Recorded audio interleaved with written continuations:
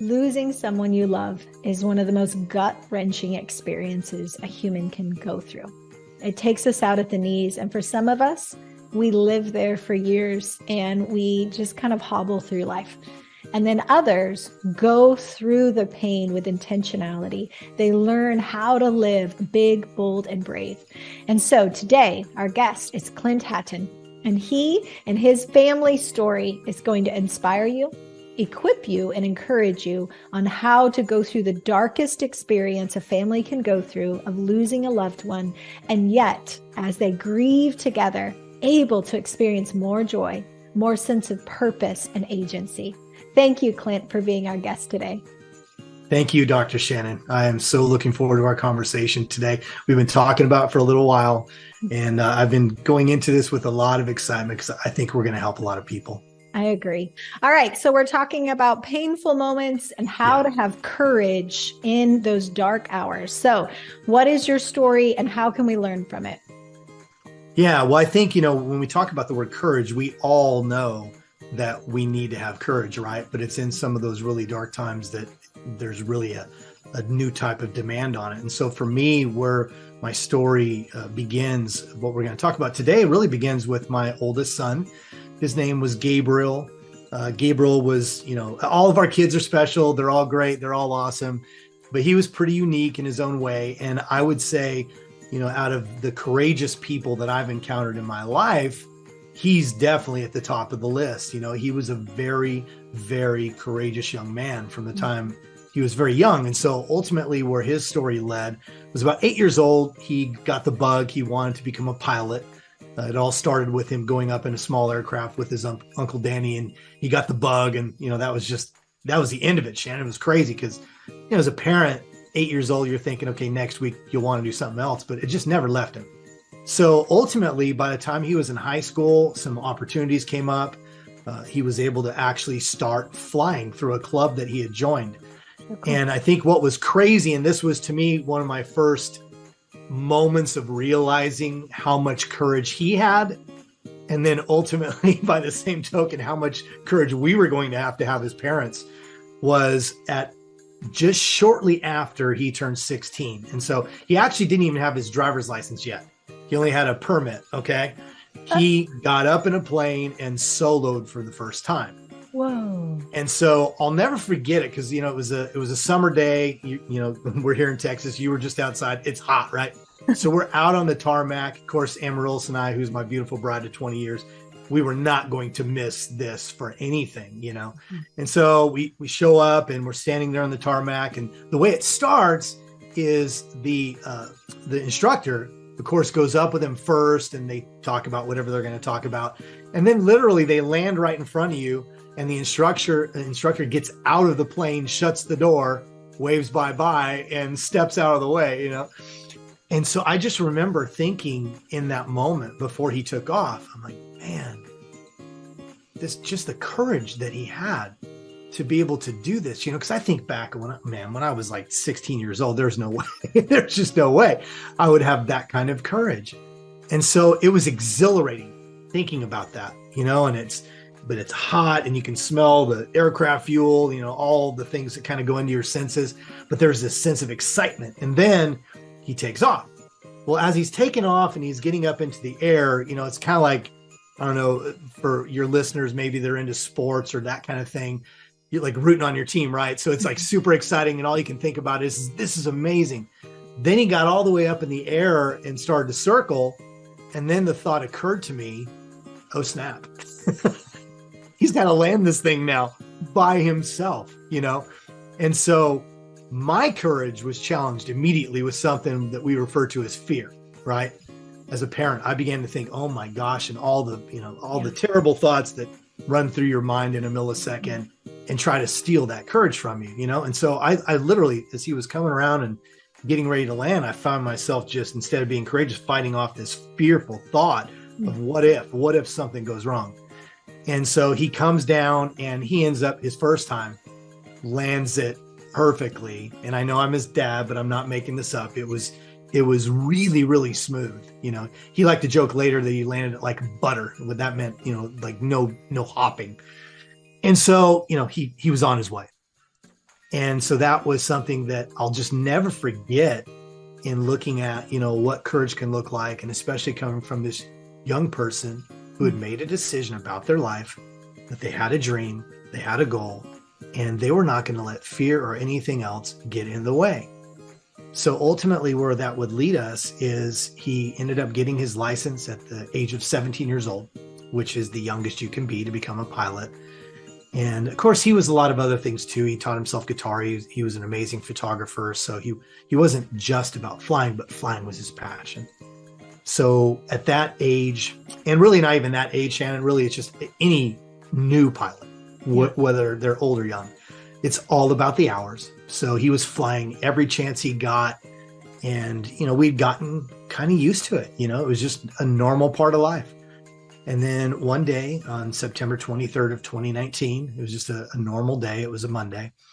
And he left the house here. He was running out the door through the garage. I'll never forget it in my mind. He just said, "All right, Dad, I'll see you later." And I just said, "Okay, bud, love you. Be careful." And later that afternoon, he jumped in an aircraft with a dear friend of his. They flew to the University of Arkansas, which is where she was going to school. And this whole trip was just to get her back to school quicker from a weekend trip she had made. And he landed safely, dropped her off, jumped back in his plane, said goodbye to some of his friends that were there. And then he headed back home.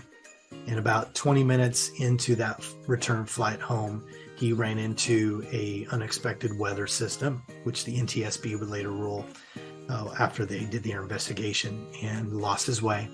And he ended up flying into the side of a mountain, and he lost his life chasing his dream. And so, that morning, Shannan, it was a very long night. We don't need to get into the weeds with that part of the story, but all we knew is he disappeared off of radar for several hours. It was a very long, hellish night waiting to find out for sure. And it had some ebbs and flows, some hope, and then maybe he was gone, and then hope. And then ultimately we found out at 3:30 in the morning that he had indeed lost his life. And so what became a situation that I was thrust into that is truly every parent's nightmare was having the courage to have what I call the impossible conversation with my other two boys, his younger brothers, who at that time were 9 and 14 years old. So, I sat on the couch and they were actually asleep the entire night. So they were not aware of what had taken place. And so when they came out of their rooms at 7:30 in the morning, they saw a very strange sight. We were sitting there. My in-laws from South Lake, Texas, near us were already here. So that was a strange sight. Yeah. And I set them down, and it was in that moment, I had no idea what to say, Shannan. It's not something you practice, it's not something I don't think anybody's truly prepared for. And I just felt in that moment that I had, if I could say it this way, a download. And I knew what the moment needed. And in that moment, I felt this just swell of just courage come in me to be able to say it and articulate it. And so I looked at my boys and I said, "Boys, we have two choices. We can choose to allow the pain of this death." Now, I should point out really quick, this was after letting them know what had happened and giving them ample time to cry and hug and process. So let me point that out. So once the emotions had settled a little bit, I said, we have two choices. We can allow the pain of this tragedy to mark us for the rest of our lives. In other words, we could be so trapped in the pain. Yeah. And that be the only thing we think about when we think of Gabriel is just his tragic death, that it steals from each one of us. And that we're never going to live the life that we were created to live. But there's a second choice. Yeah. And that second choice, which was, I believe, our first courageous decision as a family, was, I said, listen, Gabriel was adventurous. He attacked life. He went for it. And even though we wish we had him for the rest of our lives, he passed doing what he truly loved to do. And I believe that the only way we can honor his life is to live ours in the same way. Not doing the same things. We all have our different gifts and talents, but that we would all choose to live our life courageously like Gabriel did. And that's how we're going to walk this out for the rest of our lives. And we're going to do it together as a family. And then we laid some ground rules about grieving as well, just how we would do that openly and together, and not allow any one of us to fight that fight alone. And ultimately, that sent me on this new trajectory of living a more courageous, intentional life. Wow. My heart is aching with your family, knowing that this is a good son, this is a cohesive family, that you're completely blindsided by this. How does a family grieve well when there's something so unexpected that takes you all out, and then continue to go forward and process grief and be messy together? How did you do that? Yeah, I think one thing I want to point out, because, we both obviously need to be sensitive to the fact that many people listening to this have suffered a great loss, and perhaps something very similar. And so, I want people to know this. I do feel like I had a little bit of an advantage that morning in this sense. I was a pastor for 17 years, actually up until just this last January. And over the course of time, I've been in a lot of really difficult situations with family and people that have lost loved ones. I've been in hospital rooms as a person passes away, and, been there for the emotional, fallout of what happens when you're experiencing such trauma. And of course, over the course of time, seeing how people have either lived that out in a healthy way, not perfectly, but in a healthy way. Right. Or unfortunately, as we both know, and I'm sure you've run into this far more than I have, how it can mark you for the rest of your life, and marriages end up in divorce, families implode. Yeah. So in all fairness, I do feel like I had that perspective. Now, no one has an advantage on pain. And so the pain is still very real. That morning it was searing. You're confused. You don't understand what just happened. It's real, and yet it doesn't feel real. And so, it's kind of all these things happening all at once. But ultimately, I felt like what happened was I was ready to at least set what I like to call a compass. And so what I said to the boys about the grieving side of it is, just simply, guys, we don't know how this is going to play out for any one of us, for me, for Mom, for Joel, or for Liam. We know that every day is going to potentially be different.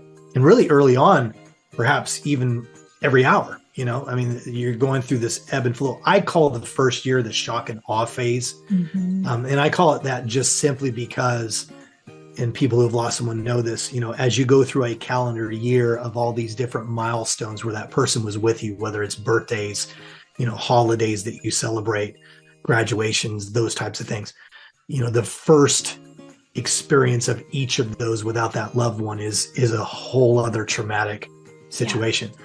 So I just said, we don't know what we're going to feel like from day to day, but here's what we do know. We're going to do this together, and we're going to do it openly.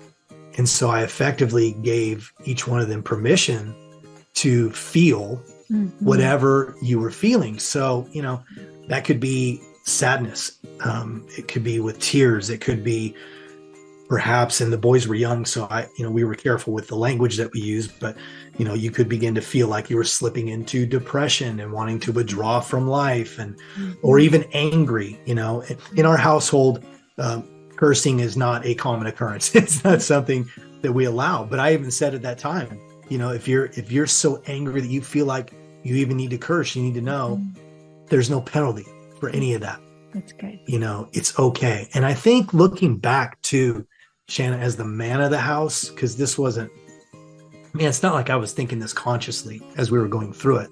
Yeah. But I think the fact that I did that set the tone, but then allowed myself to experience those emotions openly in front of my kids was very empowering for them ultimately. Because I remember times where I would be, just sitting there. You think you're feeling good. This is the way grief hits. You don't need a trigger when it's a loved one, right? You don't need a trigger. Yeah. But there's lots of them out there. And so there's just sometimes where something would hit me and I would begin to feel sad. And instead of, trying to play the tough guy, and maybe walk into another room or dismiss myself and then shed those tears alone so that I could walk back out and look strong. I just chose not to do that. I chose to weep openly.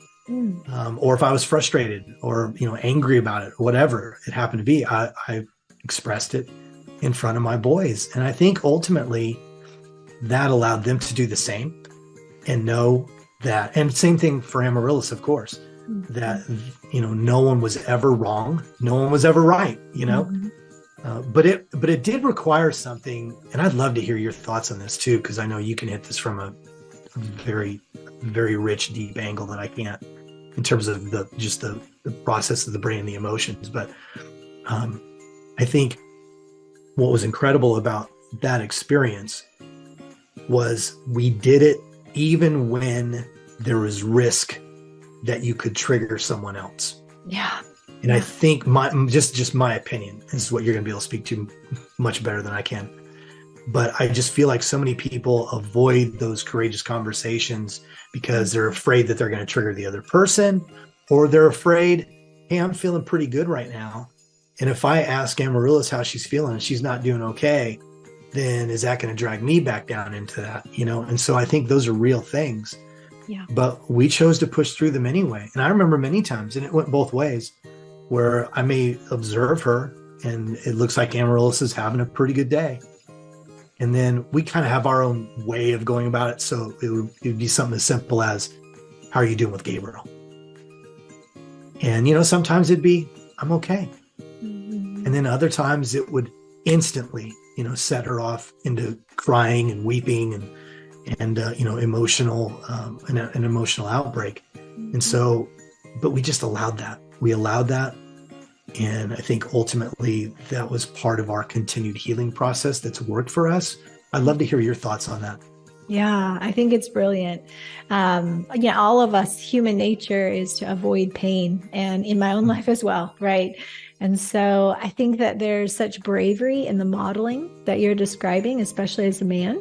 I work with so many men that are misinformed because our culture is lopsided, telling men that you don't have emotion, you need to be strong, you need to be the one that's there for everyone else. When neurochemically, it doesn't depend on your gender to have chemicals that release emotions that then cause grief. And so to make that masculine, healthy, and normal and a part of the culture really gives a sense of permission, and the mirror neurons of watching someone I look up to, my dad, or if someone's listening, whatever your role in someone's life, and having that level of vulnerability. I know that even when my dad and I were grieving the homegoing of my mom, that we would try to be like happy and positive for each other. And the more that we did, I could feel this distance. It was so subtle, but it was like there wasn't a level of authenticity until the tears came. And then you're like, I feel knit together. I feel connected again. I feel like these little invisible walls of trying to be happy and strong for the other one. It's actually creating distance and inauthenticity, which leads to more loneliness. And then that's actually one of the ingredients for depression. So if we can avoid the depressive side of grief by doing that transparency, that authenticity of grief, of sharing the anger, the sadness, and creating space. And so I love what I'm hearing of what your family did, of like, we're going to be messy and undone and we're going to do it together. Yeah. And so by doing that and not correcting, fixing, or having good theology or a positive bow at the end of it, really creates space for those parts of the soul to finally release and honor the grief. And the good thing is, for anyone listening, because a lot of times people have fear that if I start crying, it's just going to open up this Pandora's box and I'll never stop. That's physiologically not actually true. The reason people get into crying and then it go into depression is because we have a negative feedback loop where we cry into self-pity, which is the belief no one understands, no one gets it, I shouldn't be feeling like this, so I just need to it's coming out of my body, but I'm still kind of trying to tuck it back in. Instead of crying into relationship, now you're actually dispelling and releasing trapped emotion out of the physical body, and there is an actual a physical amount. You have this amount of neurochemicals lead to these thoughts, lead to these emotions. You release these amount of emotions and your body really does empty out. And then there's this buoyance of hope. And I'm sure your family went through that where it's like, oh, I actually feel lighter. I feel better. I feel more optimistic. And that's that space where now we can have courage. So is there anything in the last little second of this that you want to share about the just grieving well in community? Yeah. Oh my gosh, that was so good. I think I have a couple of very quick examples that illustrates exactly what you just talked about. And I love this conversation because it helps me understand why it worked. But two quickies. One is that, we're talking about a family going through this. So there's 4 of us. So the dynamics are all different, right? Absolutely. And I remember early on, probably the biggest battle, because we didn't do any of this stuff perfectly. I'm glad you used the word messy because that's a great way to describe it. Yeah. But ultimately, my middle son, Joel, who was only a few years younger than Gabriel, they had just become buddies. And last year, they'd kind of gotten past that, rivalry. that stage where they're beating each other up all the time. For him, the loss was a little bit different than it was for Liam, who was 8 years younger than Gabriel. And in short, what would happen is, because it's all the emotions. It's not just the weeping, right? There's also joyful memories and things that make you laugh. And Liam had a tendency to bring Gabriel into the moment. That's how he grieved. So simple things like we're eating a dinner that would have been his favorite food. Boy, Gabriel would have loved this dinner, or we're at a show or, visiting a hotel or something. Man, Gabriel would have loved. And so that's what he did. He brought it into the now. For Joel, in the beginning, that was very irritating, and it would make him mad, and he would want to tell him to shut up. Just be quiet, be quiet. Why are you even talking about it? And so we had to very early on pull him aside and say, "Listen, that's his process. Your process is more like," and we would describe his process to him. And part of this as a family is we have to give each other permission to process the way we need to process. And so to his credit as a young person, it took him a little bit of adjusting, but he got there. And then I think the other quickie I want to share, which was a great example of moving through the emotions, it was a couple of years later. And as with this type of grieving, I don't think you're ever actually done. Now, you may feel it in different intensities. Yeah. But we were a couple of years down the road. We're actually 4th of July weekend in Florida with family down there. We're out on this little island. It's a beautiful day. My wife is Puerto Rican, which I haven't mentioned yet, but that's important because there's a bunch of Puerto Ricans with boats and music. And so it's this festive thing, right? And Shannan, I don't know what the trigger was. I really don't. But I found myself, we're all kind of bobbing in the water on the edge of the beach. Some people were in floaties. I was just staying there. And I began to feel a trigger coming on about just missing Gabriel. Yeah. And so to your point earlier, I knew in that moment, it's not like I was in the boardroom, right? I mean, there are moments when you can't allow for the emotional expression at that moment. Sometimes you need to come back to it later, right?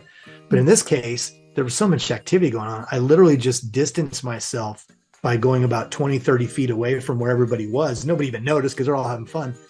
And I literally just allowed myself to weep. Yeah. And I was experiencing real pain, just like you described. I mean, I could feel it. But as I wept and as I just thought about him, and I remember even saying grateful things, I'm a Christian, so I was, being grateful to God about the experiences I did have.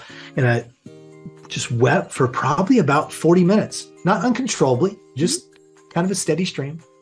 And then it's like, okay, it's past.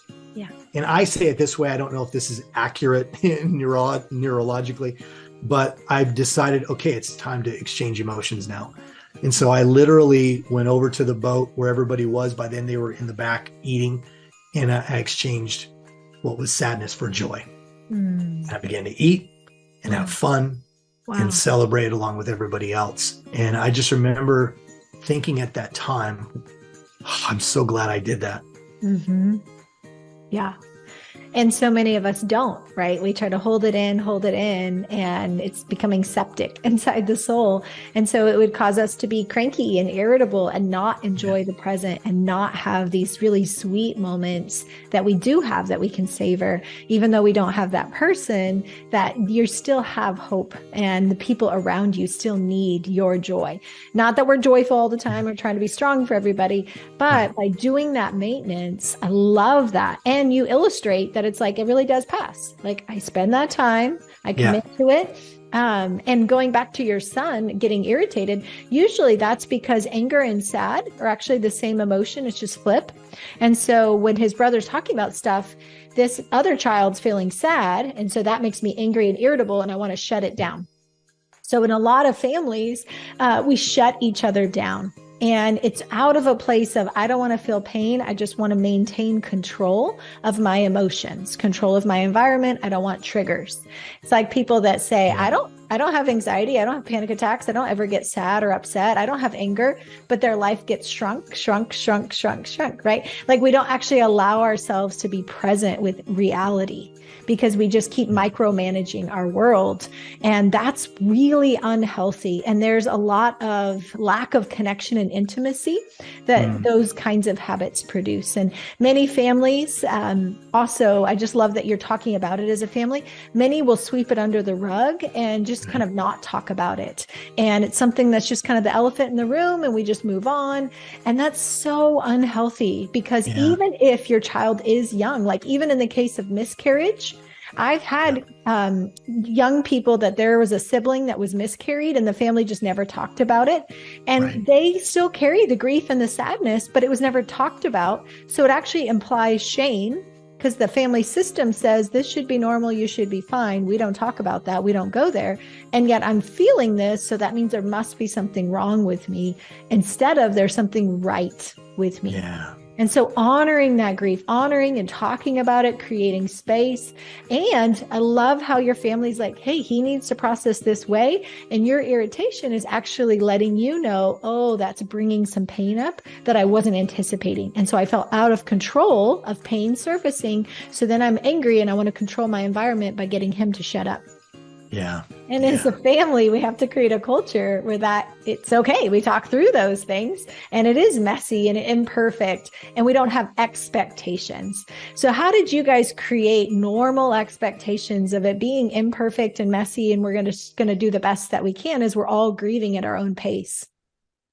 Yeah, man, everything you just said, I just love so much. I can see why things played out the way they have. And again, this isn't about perfection. Neither one of us are talking about being this perfect robot. You know, sometimes you're gonna fail a little bit, and you may go outside of those boundaries you've created and have to recalibrate. And so we've had to do that too. So for everybody listening, but I think ultimately as a family, you know, one thing that happened, and it actually is still tied back to that first morning. So we had that first morning, other than the obvious of just being very traumatic and surreal and all those things, there were also some things set in motion, like the two things we discussed previously, that helped set things in motion. And then later that day, this is going to sound crazy to a lot of people, but I was contacted by a couple of news networks. And for the obvious reasons, you know, a plane crash is already news. Now it's a 17-year-old pilot. It's definitely news, right? And so they wanted to do a story on Gabriel. And of course, you know, this is in the throes of just being completely devastated. So NBC Dallas was one of them, and her name was Katie. And when Katie asked me to do the interview, I'm like, there's no way. Can't be done. You know, can't be done. We won't be able to function. But knowing what I already told your listeners a little bit ago about having this life perspective and wanting to honor the way he lived, she said something not knowing that ended up being pretty critical. And at the end of the conversation, she said, okay, well, because it was early in the day, she goes, we still have time, but I need you to know something. I need you to know that this is my assignment and I have to do a story on it. If I do the story without you, it's going to be a report on his death. If you do the story with me, then we can tell the story about his life, and you can share whatever you want to share. So I didn't say yes, Shannon. I said, okay, I'll think about it. We hung up, had a family meeting, and we all came together in agreement that we needed to do it for that reason, that we want to make sure that we started this right by talking about his life. So we did the interview. Now, the physical interview itself, to this day, total blur. If I didn't have the video to go back to and watch, I wouldn't have been able to tell you a single thing about it. It was that just, we did it. That's all I could tell you. But what took place, and this is what ended up being another helpful tool for us, was during the interview, at some point, I guess I said he lived his life big, bold, and brave. I still don't remember saying it.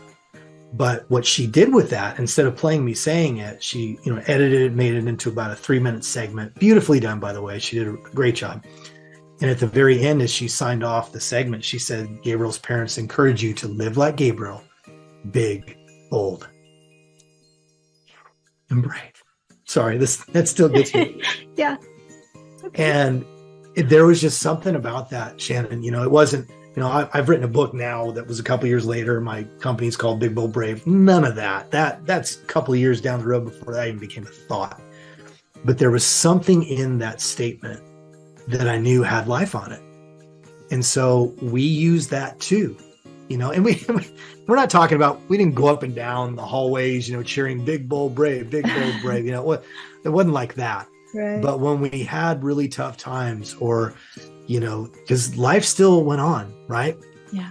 This is still by far the hardest thing we've ever faced, but we had some other gut punches along the way too. Actually, Joel, my middle son, was in a horrific car accident 2 years later and should not have survived. Everybody on the scene was like, wow, I don't know how he walked out of this, So it's not like life stopped, but there was something about just this mantra. For us, it was this phrase, big, bold, brave, that kept us recalibrating. Today wasn't a good day, or I made a mistake. It's not over. This is part of our story. We're going to make better decisions today. We're going to live big, bold, brave. And so we would have conversations based around that. So the news is now proclaiming this. That's amazing. What did your family do with all of that?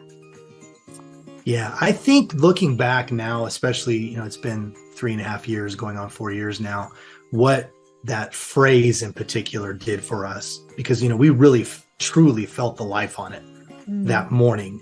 And what it's done is it's become something that has just given us hope for the future. It's given us, if I could say it this way, even an energy to do the things that we feel like God has called us to do. And even I could even say, to some degree, even permission in that, that it's okay to grieve and to move forward and to do something, significant with our lives, and ultimately partly how we remember and keep Gabriel's memory alive as well. I love that. So I love that your family created a family mantra. So anyone who's listening, whether you're grieving in a family unit or a community or just a friend group, having a mantra. For me, the thought popped in my mind the moment my mom went to heaven, somehow this is better. So every time the pain would come and engulf me and I would feel the desire to just be bitter and resentful, processing anger without giving into resentment is pretty hard, right? Because the tidal wave of like injustice and anger and betrayal. But if I could just hold on to that mantra. So it sounds like for them, big, bold, brave, and wanting to live like him, not just remember a death, but remember a life, and now move that forward with energy, or somehow this is better. Somehow this is better. And really taking time to say, my pain matters. Your pain matters. Grieving and grounding into that. And then grieving in relationship. I've done a lot of episodes on grieving alone. Feel free to look at our archives. But I love what Clint is sharing of how to grieve well in relationship, in community. And so what did that look like for your family? Just kind of navigating that messy middle of grief. Yeah, I think ultimately, I would say it created an even tighter bond. I really sincerely believe that, and I could say we had some other things happen as a family before Gabriel passed too, that were bonding type things. So there was a little bit of a pattern there, to be fair to our overall story. But ultimately, just us living out this, big, bold, brave mantra and allowing each other to feel, and it being okay, and encouraging each other to pursue whatever passions that we had and to keep living, all of those things combined as a family really have brought us together. So even when there's challenges, because there still is, almost lost Joel, to my middle son, to a car accident. It was, he literally walked away with a scrape and his entire car was destroyed. Everybody on the scene said, people don't walk away from that, So all these other traumatic things that can happen, that fear wants to get in to every member of the family and begin to divide you. Yep. Instead, it's polarized us.